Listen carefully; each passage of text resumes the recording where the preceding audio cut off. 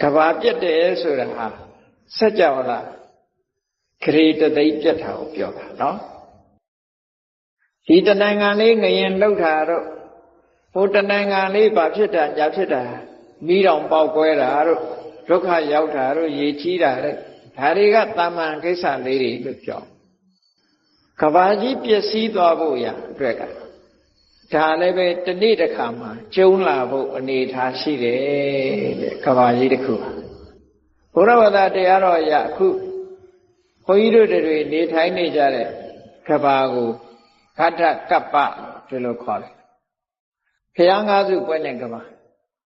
ဘုရားငါးစုပွင့်တဲ့ကဘာဖြစ်ခြင်းကြောင့်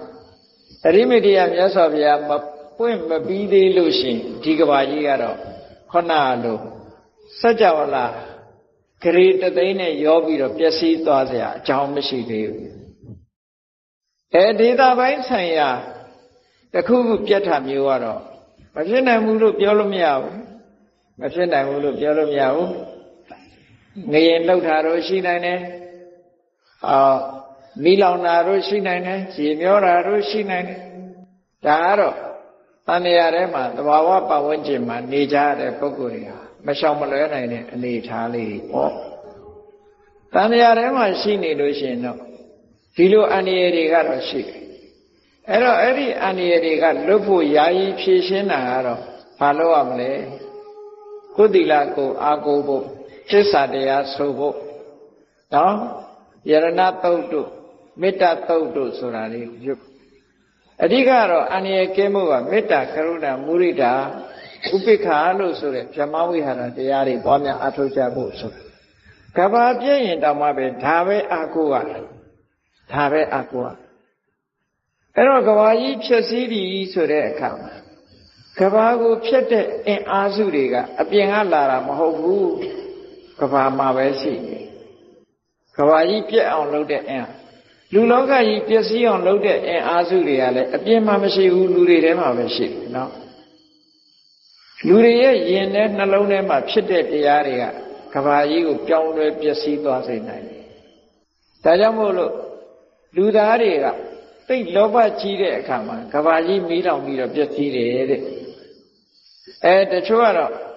မီးနဲ့ဒေါသနဲ့ရှင်ပြီးတော့ဒေါသတွေသိကြီးလို့ရှိရင်မီးလောင်ပျက်စီးတယ်လို့ဒီလိုအဆိုလိုက်တစ်မျိုးရှိတယ်ဒါဝိသုဒ္ဓိမဲ့ကျမ်းမှာဆိုထားတဲ့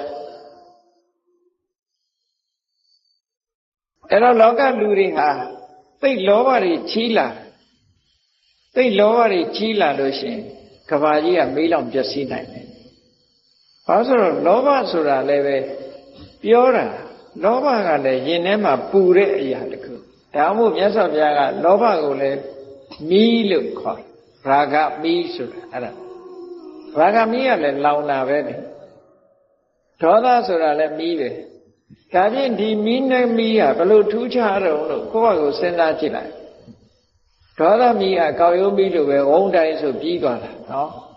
လောဘမီးကပြီးတယ်လို့မရှိဘူးလောင်နေတာအမြဲလောင်လူချင်းမှုဆိုတာယတ္ထမှာရှိပါမရှိဒေါသဆိုတာပြေသွားတာရှိတယ်လေဒေါသဆိုတာဖြစ်ပြီးရင်တော့စိတ်ကကြည်သွားပြန်အေးသွားရာဂဆိုတာကျတော့အဲ့လိုစိတ်ကြည်အေးသွားတာရှိမှမရှိပဲလူချင်းမှုကအမြဲတမ်းရှိအဲ့တော့ရာဂမီးကတမြင်းမြင်းလောင်နေတယ်မီးသူလည်းမီးပဲဒေါသမီးဆိုတာဝုန်းတိုင်းလောင်ပြီးတော့ပြတ်သွားတာသူက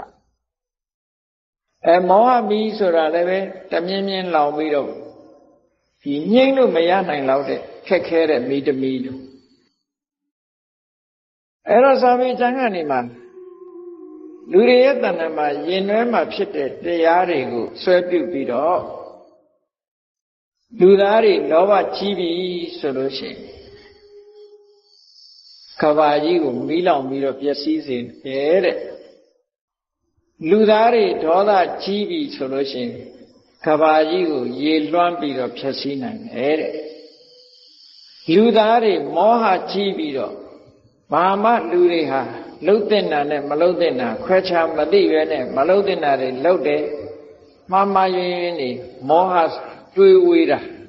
ကိုယ်ကားတွေဖြစ်လာတယ်ဆိုလို့ရှိရင်တော့လေဖြတ်တဲ့ကဘာကြီးတစ်ခုလုံးကိုလေကအဖြက်လေကြီးကဖြက်စီးသွားနိုင်တယ်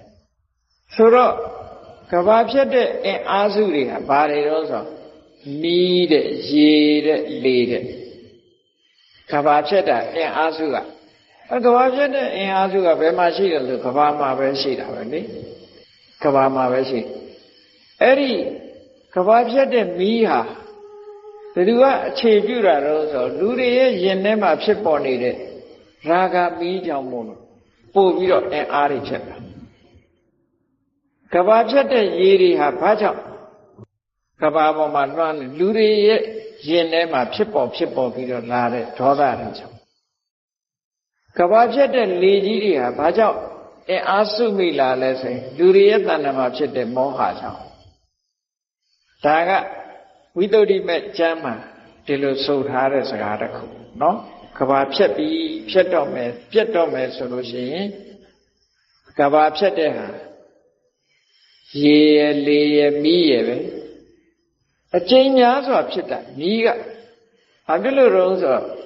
လူတွေမှာလောဘကတောင်းကျမ်းတာများတာခုနမြတ်စွာဘုရားဟောတဲ့အထဲမှာမိစ္ဆာဓမ္မတို့အတ္တမရာဂတို့ဝိသမလောဘတို့မိစ္ဆာဓမ္မတို့ဆိုတာရာဂတွေကြီးပဲလေလောဘတွေကြီးပဲဒါကြောင့်မို့လို့အမြဲတမ်းလူတွေကိုလွှမ်းမိုးနေတာကရာဂပဲဖြစ်တယ်ဒါကြောင့်မို့လို့မီးဖြစ်တဲ့ကဘာကအချိန်ပိုများတယ်တဲ့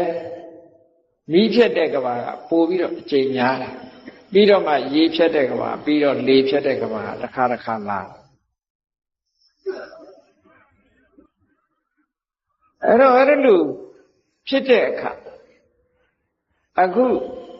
ဗဒ္ဒကဘာမှာအရိမတိယမြတ်စွာဘုရားပွင့်အောင်မှဖြစ်သည့်အတွက်ကြောင့်ဒီကနေ့ခေတ်လူသားတွေဟာအခုကြည့်ပေါ့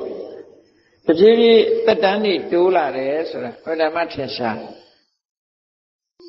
တက်တန်းတွေတိုးလာတယ်အမှန်တမ်းထင်ရှားတယ်လူတွေရဲ့အသက်တွေဟာတပြေးပြေးဆိုးရွားလာဆိုးရွားလာတဲ့အခါမှာနောက်ပိုင်းမှာဒီပိတ်ပြီးတက်တန်းတိုးလာတဲ့အခါလူတွေမှာဘာဖြစ်လာလို့ဆို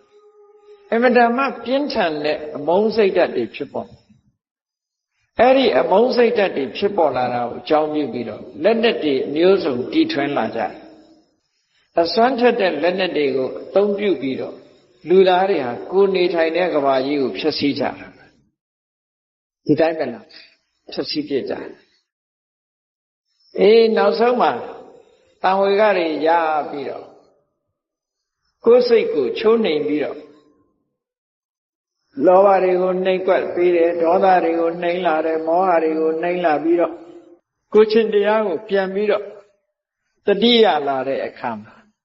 လူသားတွေရဲ့တတ္တဟာလည်းတဖြည်းဖြည်းပြန်ပြီးတော့တက်လာတယ်အဲ့ဒီလိုတက်လိုက်တာလူသားတွေကောင်းရင်ကောင်းသလောက်ဆိုပြီးတော့တက်တန်းကြီးကရှည်လိုက်တာအသင်ခြေထိအောင်ရှင်းလူဘဝမှာပြင်းနေအောင်နေရတဲ့အနေအထားမျိုးထိရောက်သွားအောင်မယ်အဲ့ဒီကနေတခါပြန်ပြီးတော့လူတွေအကျဉ်းစာရိတ္တပြတ်မှုကိုအကြောင်းပြုပြီးတက်တန်းနေပြန်ဆုပ်လာတဲ့အခါတသိန်းတန်းအောက်ရောက်လို့အသက်ဟာ8000တန်းဆိုတဲ့အခါမှာအရိမတိယမြတ်စွာဘုရားပွင့်မယ်တဲ့အဲ့ဒီအတွင်းထိအောင်တော့ဒီကဘာကြီးခုနလိုပြက်မယ်ဆိုတာတော့မဖြစ်နိုင်ဘူးပေါ့နော်ဒါဘုရားဘာသာကျမ်းစာတွေကဘာကြီးဟာလုံးဝခုနတုန်းကမီးတို့ရေတို့လေတို့ကြောင့်ဖြစ်တာမျိုးမပြတ်ဘူးပေါ့ဒေသအလိုက်ငရင်လှုပ်လို့ပါရေလွှမ်းလို့ဒီလိုဟာမျိုးတော့ရှိမှာမရှိပဲမနေနိုင်ဘူးဒါတော့ရှိတယ်အဲ့ဒါလို့အနည်း8000တန်းကြတော့အရိမတိယမြတ်စွာဘုရားပွင့်တဲ့လူတွေဟာရွှေခေတ်ကိုပြန်ရောက်ပြီးတော့တရားဓမ္မတွေနဲ့အမတမငြိမ်းချမ်းပြီးတော့နေနောက်ပိုင်းမှာဒီလိုပဲပြန်ဆုတ်လာအောင်မှဆုတ်လာပြီးတော့လူတွေတက်တန်းတိုးလာတော့နောက်ဆုံးကြတော့ဒီဗဒ္ဒကဘာကြီးဟာလည်းပျက်စီးဘာလို့လဲဆိုမြတ်စွာဘုရားဟောထားတာလေသဗ္ဗေသင်္ခါရအနိစ္စဘေယာမထာဝရတည်ရှိတာရှိပါမရှိဘူးဒီနေ့တစ်ချိန်ကပျက်စီးရမှာတေးချတယ်မြေကြီးလက်ခတ်မလွယ်ပျက်စီးမှာပဲအဲ့ဒီတော့ အခုလို့ညီတို့ရေတို့လေတို့ကနေပြီးတော့ကဘာကြီးကိုဖြတ်စည်းလို့ကဘာကြီးပြတ်တယ်ဆိုတာဘယ်တိုင်းတာအထိပြတ်သွားတော့ဆိုမြတ်စွာဘုရားသခင်ကိုရောမြတ်ရဲ့တရားတော်တွေပြန့်နှံ့ရာပြန့်နှံ့တယ်ဆိုတာလူသားတွေပေါ်မဟုတ်ဘူးစัจ java လာဂရေတသိန်းဆိုတာအများအားဖြင့်တော့နတ်တွေပြမာတွေပေါ့မြတ်စွာဘုရားတရားတော်ကိုလွယ်လွယ်ကူကူနဲ့လာရောက်နာနိုင်တာနတ်တွေပြမာတွေပဲ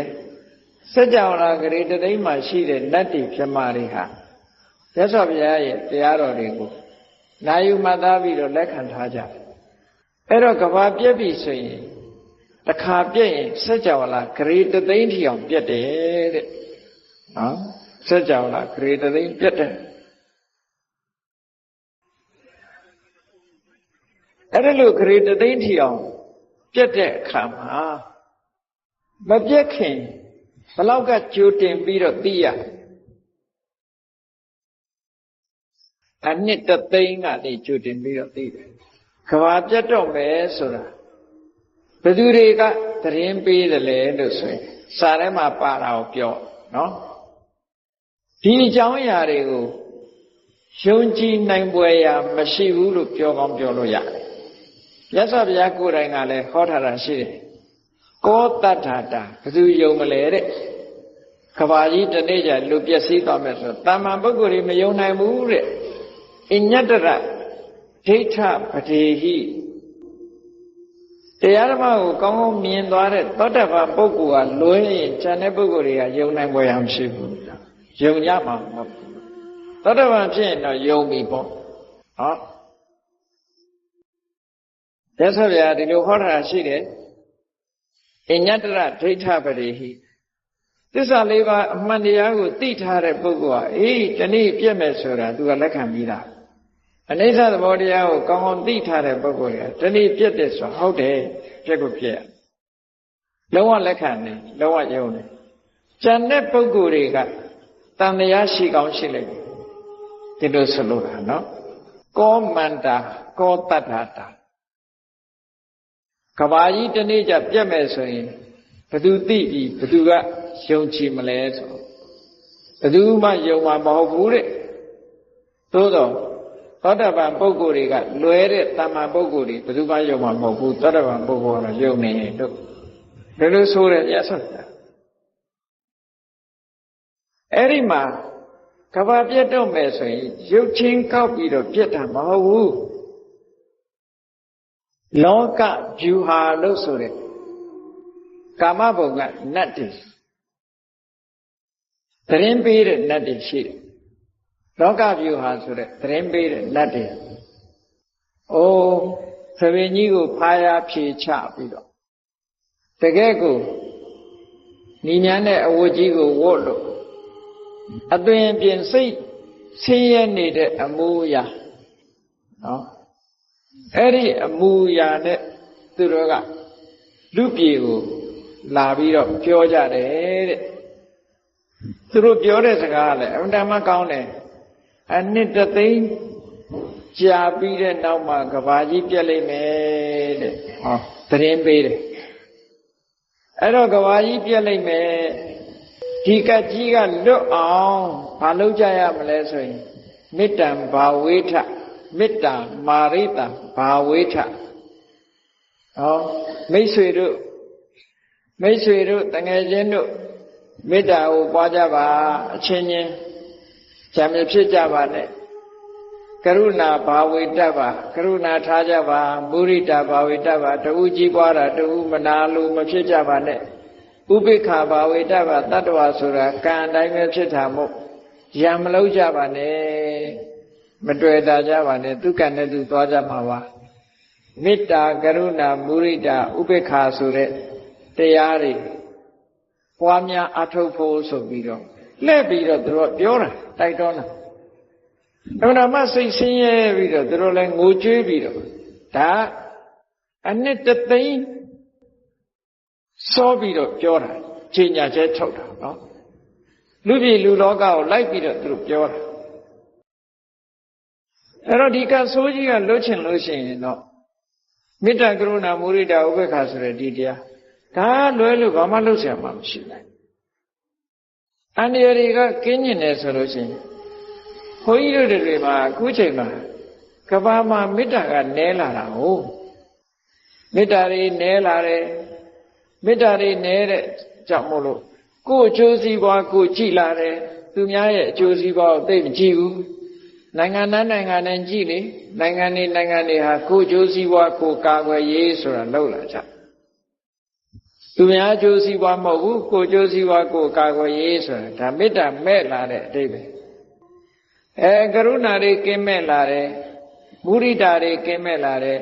တူကြီးပွားရင်တူကမနာလို့မရှုစိတ်တွေဖြစ်လာတယ်နောက်တစ်ခါအခြေအနေတစ်ခုပေါ်မှာဥပေက္ခမထားနိုင်ကြဘူးရန်လိုကြတယ်ပုံတီးကြတယ်တွေ့တာကြတယ်ဆိုတဲ့အနေထားတွေဖြစ်လာအဲ့ဒါတွေကကဘာပြတ်ဖို့ရာအတွက်တကယ်ကိုအဓိကကြတဲ့အကြောင်းရင်းတွေဖြစ်လာအဲ့ဒါကြောင့်မို့လို့လောကဗျူဟာနတ်တွေကလူတွေကိုလိုက်ပြီးတော့တတိပေးတာမေတ္တာပွားကြပါကရုဏာထားကြပါဥပေက္ခမုဒိတာပွားကြပါဥပေက္ခထားကြပါမိဘနှစ်ပါးသေးစားကြပါလူကြီးသူမတွေကိုယူသေးကြပါနဲ့ဆိုတဲ့ဒီစကားတွေနဲ့လိုက်ပြီးတော့တတိပေးတဲ့အခါအဲ့ဒီခေတ်ကဘာမပြက်ခင်အနှစ်တသိန်းလူတွေဟာဘလောက်ကောင်းသွားကြသလဲလို့ဆိုရင်လူဆိုတာကြောက်ပြီးဆိုရင်ပိုလို့တယ်ဟောကြောက်เสียရှိရင်ပိုကြောက်တတ်တယ်သူကဒါ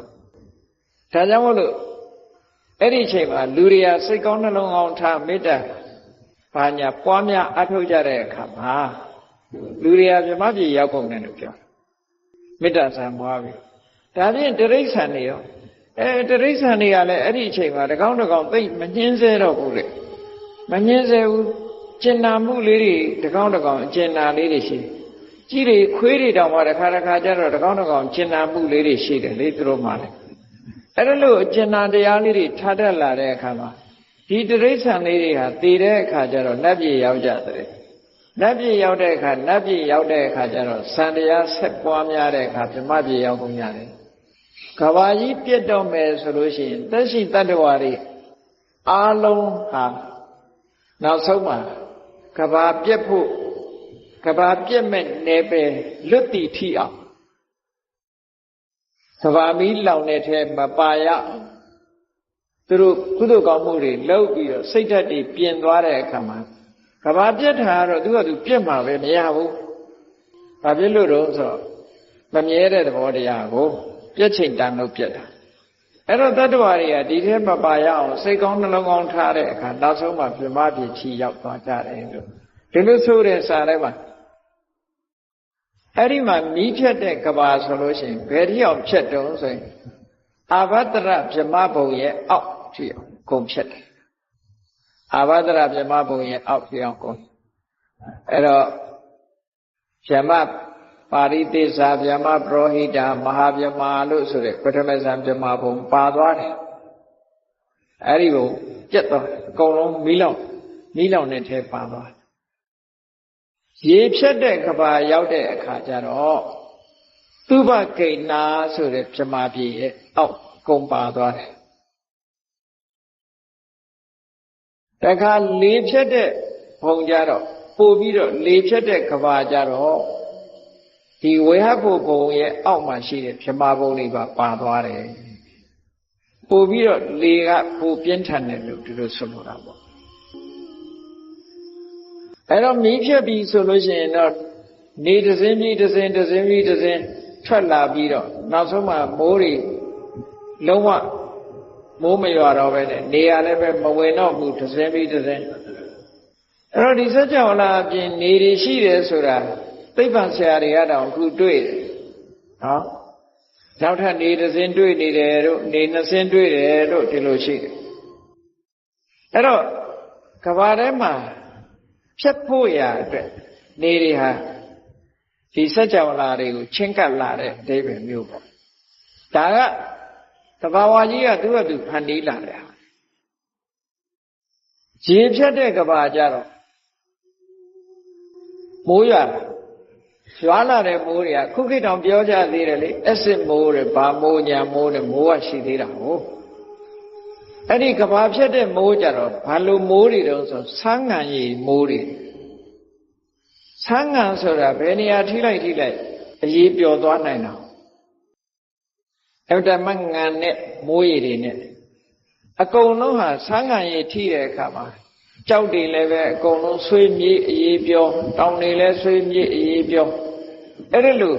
ထိလိုက်တဲ့ဟာတွေကအကုန်အေးပြောပြီးတော့ပျက်စီးသွားအောင်ကဘာဖြတ်တဲ့မိုးကြီးရွာပြီးတော့ကဘာကြီးကိုလွှမ်းသွားနိုင်တယ်တဲ့အဲ့ဒါကရေဖြတ်တာ